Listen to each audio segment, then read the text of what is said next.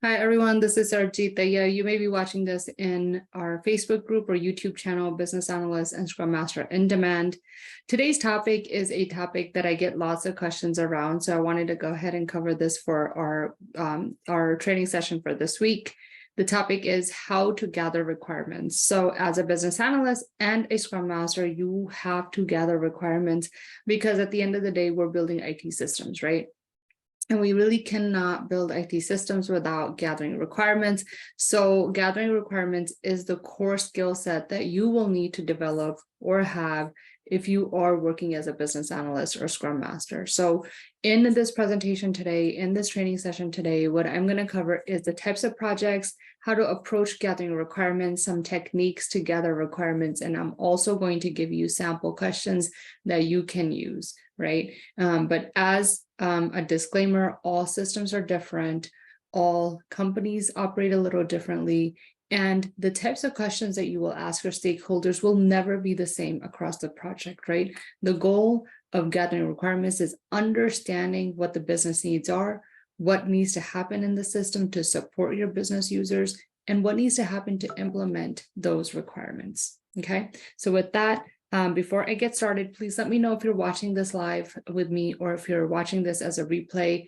At any time, if you have any questions, whether watching this live or replay, please let me know, and I'm more than happy to answer any questions you guys may have.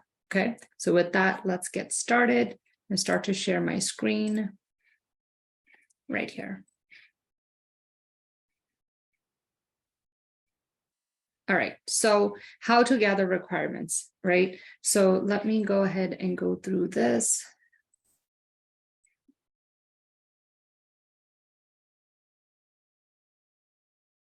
All right, so the first one is, what types of projects do business analysts and Scrum Masters typically work on? We typically work on three types of projects. We either have custom build, right, which is in-house development. And some of you guys may say, what does in-house development mean? That means that when you have developers either working inside of the company or contracted to create something new for the company, that's called custom build. When we have enhancements, that's also an in-house build, which is where you have developers either within your company or contracted to develop a software solution. Then we have something called SAS or COTS projects. SAS is software as a service, COTS means commercial off the shelf. And these are projects that are types of software development solutions that already have been created. They've been created by another company. What we generally do if we're working on a SAS or COTS solution, we're implementing and bringing those systems in-house into our company. Now, what does generally an example of a SaaS solution is Salesforce, right? Companies like Salesforce are SaaS products that are already created. And when companies onboard them, what we generally do is we customize or we actually configure some of their settings for them to work for our business needs for our users, okay? So these are the different types of projects that we have. Now, what if you're building or working, so when you are gathering requirements, it's really important for you to identify what type of project you're working on, because the approach of gathering requirements will be different based on the type of project you're working on. So if you're doing a custom build, which is in-house development for something that's brand new, you will at some point before the project became official and became a project, there is a business needs statement or a business case that has been created. You can ask your PM about the business case to have an understanding of what generally the project is about. You should also have something called a project charter. Not all projects always have a project starter at the beginning of the project, but majority of the time you will find a project charter. So that way you have an understanding of what the project is. So from there, you as a business analyst or a Scrum Master should understand the goal and objective of the project, identify the who is this project impacting, and those generally become your stakeholders that you'll be working with to gather requirements. And then you have to identify the what, which is the business requirements, business needs, business functionality that we need to deliver to our stakeholders. And then this is after we identify the who and the what, right? What in high level, right? Business requirements, then we start to have requirements gathering sessions. And the types that are most commonly used, techniques that are most commonly used are interviews, surveys, demonstrations, observation, and workflow diagrams, right? There are many, many techniques in our domain. Use one or two that work the best for you. Don't try to do everything. But in my experience of 17 plus years, I rely heavily on interviews. I rely heavily on observation, and I rely heavily on creating workflow diagrams to make sure that I understand what my business users are telling me, and that I use workflow diagrams for validation purposes as well. Okay. Now, if you're doing enhancements, if you are working on an enhancement project, your approach to documenting requirements is going to be a little bit different, right? When you're doing enhancements, review the past project documentation, right? If it's an enhancement, you're adding on to something that already exists. So I want you to go find past project documentation, read it, understand what the goal and the objective was, what was delivered. Right. And like I said, the system already exists. Go learn the system, go ask for access, and, look for training materials for the system. It already exists. So you should take full advantage, if you're working on an enhancement project, to go find past project documentation, get access to the system, and learn the system as best as you can. Now, what happens, you still, at this point for the enhancement, you still need to identify goals and objectives of the project, right? You're still going to identify the who, which are stakeholders. Now, you may be saying, Sarbjeet, the project already exists. We know the stakeholders. Why do we need to identify stakeholders again? Well, because of the enhancement, we may be either adding on new stakeholders or impacting our existing stakeholders in a different way, right? We may be, expanding the system to include some other manual things that are happening that, were not part of the original scope of the project, but now we are, adding functionality for, let's say, the marketing department or for the accounting department. Now we have a different set of stakeholders for this enhancement. So that's why it becomes critical to identify the who, which are your stakeholders, and identify the what, the business requirements at a high level. Again, you'll go through the same process of interviews, surveys, demonstrations, observations, and workflow diagrams, and etc. But here you have an advantage because you already know what the system does. It exists, and you have a clue on what it is that you're going to be doing. The next is SAS or COTS projects, or new or enhancements. As I mentioned before, these are software solutions that already have been created and built. If you are working as a business analyst or a Scrum Master, and you're onboarding a SAS or COTS solution, or you're doing enhancements, the best thing to do is to, again, understand the business need or the business case, right? You have a project charter most of the time, understand the goals and objectives, identify the who, identify the what. Now, in the what, because this is a software solution that already exists, you may not know which one you're going to use if it's a new project, but you'll know why we want to go out and purchase a software solution to help our stakeholders. So in the identify what, you will be doing market research. You'll be doing extensive market research to identify the bells and whistles of this tool, to understand what the best tool out there is based on what your business needs are. And then, of course, we still have business requirements. Okay, I'll pause there to see if you guys have any questions. I'm monitoring my comments here. Let me know if you have any questions, and then we can continue moving forward. Okay. All right. No questions so far. Okay. Again, for SAS or COTS, we're still going to go interview our stakeholders, right? Even though the software solution already exists, we need to know what our users want to use it for and how they intend on using the software solutions. We could do interviews, surveys, demonstration, observations, and workflow diagrams, right? Because even though Salesforce exists, there's so many, like there's millions of companies that use Salesforce, for example, but all of them use them very differently. And so that is why you need to understand what your requirements need to be within Salesforce, so you can customize the solution according to your business users' needs. Okay. All right. The next one. So I'll talk about the approach of documenting requirements. A lot of times, people come to me and they say, how do I document requirements, right? There's an art to how you document requirements. So it's important that you talk about the approach of documenting requirements versus just, going into interviewing or surveys and things like that. So this is, again, my approach. This has worked so well for me. This has worked so well for my students. And this is the process that I stand by. Are there other processes to do this? Of course there are, but I give you what I know has worked. So what I start with is the current state, right?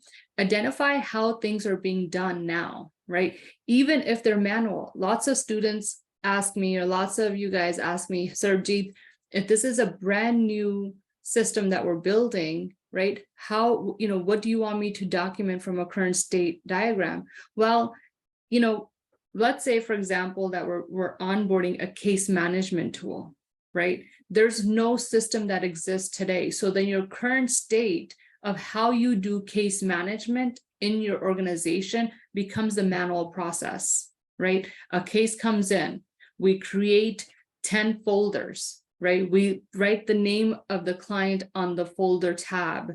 One folder is for, client documentation. The second folder is for court hearings for the same client. The third folder is blah, blah, blah, blah, blah. And then we take those folders and we file them, alphabetically somewhere, right? So those are the steps that your, let's say if it's a law firm, those are the steps that your attorneys or somebody, paralegals or admins are taking to help, make sure that all the files that need to stay in place are staying in place. Now, when we bring on a system or we build a case management system, all of those things can be automated. So your current state then talks and identifies how things are being done manually today. So that's your current state. That's what you start with, right? What that does is it creates a baseline understanding of the project.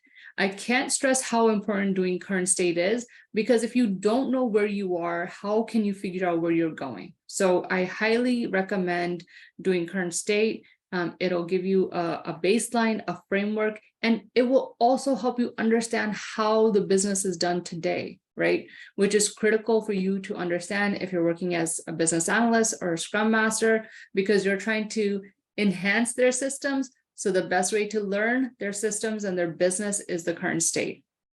So from there, you create workflow diagrams and you gain validation clarification, right? What does that mean? That means that if I've talked to my stakeholders and I've tried to understand what they're doing from, let's say, again, the case management standpoint, and I have created a bunch of workflow diagrams, I do need to go back to them and make sure that I've captured everything correctly, right?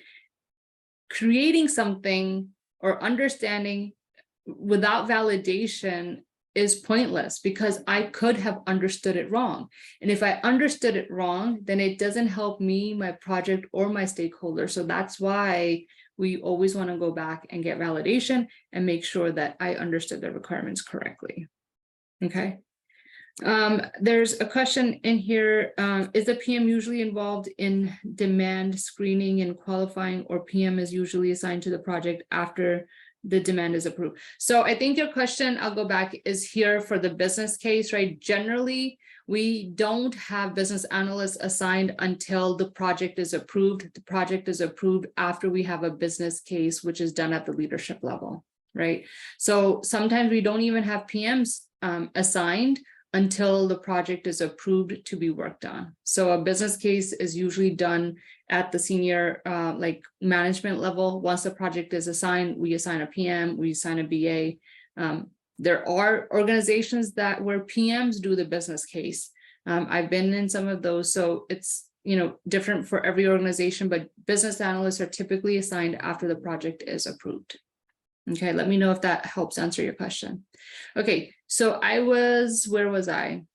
Okay, so the approach. Now, I've talked about the current state, future state, right? This is now that you understand where, what's happening today, how are your business teams, how are your stakeholders doing their day-to-day job? Now you can talk about the future, right? How do you want things to be different? Why do you want them this way? Again, you're going to create a workflow diagrams, you're going to gain validation and clarification. And then if you're in the waterfall scenario, all of your requirements go into a BRD and you get sign off. So you lock the requirements. If you're in Agile, I spelled Agile wrong, you guys. You add those requirements to the product backlog or create user stories. Okay, that's the approach. Now, I've talked to you guys about the framework, the types of projects, what to do, how to approach a custom build in-house development from a requirement standpoint, how to approach or techniques you can use for development of enhancement projects, and also COTS or SAS or COTS solutions. Now, I've talked to you also about the approach of documenting the requirements. The last thing I'll give you is our sample requirement questions that you could ask, right? So these are, again, as I mentioned a little bit earlier, based on your project, your questions are going to be different, right? Based on what you're trying to implement and create for your stakeholders, your requirements and the types of questions you ask your stakeholders will be different. This is just a sample to kind of get you guys started, right? These are some of the sample questions that you can ask during interviews. Things like, tell me how you perform this function today. Show me how you perform this function today. Why do you follow these steps, right? Oftentimes, you will hear some of the answers that I hear when I say, why do you follow this process or approach today? Some of the answers I get is because this is how we've always done it, which is not a good answer, you guys. This is where you need to pause and fully understand why they're following that approach. And yes, as business analysts and Scrum Masters, you do have the right to understand why and how they're doing things today, right? Because otherwise, if you're gonna just create, lift this manual process and automate it without understanding, you're not gonna be creating any efficiencies, right? So when you guys get answers like, we do it this way because we've always done it this way, my approach has been, okay, well, what is the benefit of this step, right? And if I'm not getting a good answer, if I'm a business analyst, I would raise it to my PM, I would raise it to, like a little bit higher level to make sure that we're not just doing stuff to do stuff, right? So this is where, when we build systems, we create efficiencies, okay? So some of the other questions are, what are the triggers? Where does the process start? What happens if you miss a particular step, right? And that may happen in manual processes, but what this question is alluding to, when we automate it, is it a required step, right? And if we don't have a required step, what does the flow need to look like now? What happens as a result of following these processes or steps? What's the purpose of the step? What is the end result? What other teams are impacted by the step? Is there a notification that happens when you complete this? So think about, workflow type systems where things need to go from one team to the next team to the next team. So if they're gonna travel through teams, is there some sort of notification that they need to get so they know that something is waiting for them, right? Which teams start the process before you get the email notification or something that tells you it's your turn to do something, right? How can these steps, processes work better from your standpoint? You'd be surprised. Often your stakeholders know how to fix these problems. Your job is not to fix these problems. Your job is to understand what the business needs are and how you can do these things efficiently and then document them. Are there lags or lead times for events to start in the process? Once the process starts, are you waiting on anything or anyone to do something? So again, these are very sample questions, just a few that I thought may be helpful for you guys to know. But at the end of the day, you guys are building systems, right? So it becomes really, really critical to understand how you can support your stakeholders in building those systems, and interviewing or gathering requirements is just that. understanding what your business stakeholders do today, understanding what they need to do in the future, how is the system going to help them, how is the system going to create efficiencies for them, and document those requirements either in a BRD if you're in the waterfall scenario, product backlog, or user stories if you're in the agile environment.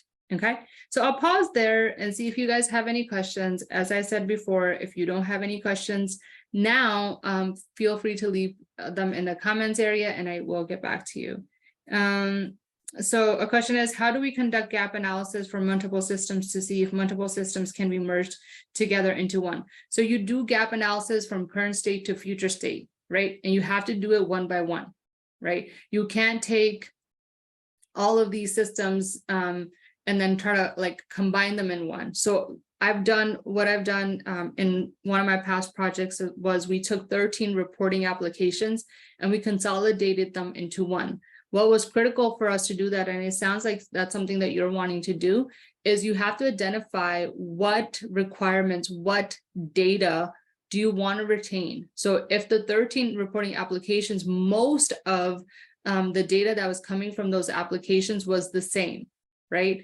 But there were some key differences that each of the systems provided. So what we had to do was, identify the gaps, right? So if it's the same data, we don't want that data to be, coming from 13 systems. We needed to identify the primary system where we wanted that data or functionality to pour over from. So if you're trying to do, gap analysis between all, like, let's say 5 systems in your example, I'm just making this up hypothetically, 5 systems, you need to identify what data or needs that you need to keep from the system and which can be poured over, right? Does that make sense? Let me know if that helps you. For gap analysis, you do current state, future state. The subset of current state and future state is your requirements. Essentially, that's your gap. So let me know if that makes sense. I'll pause it for a minute.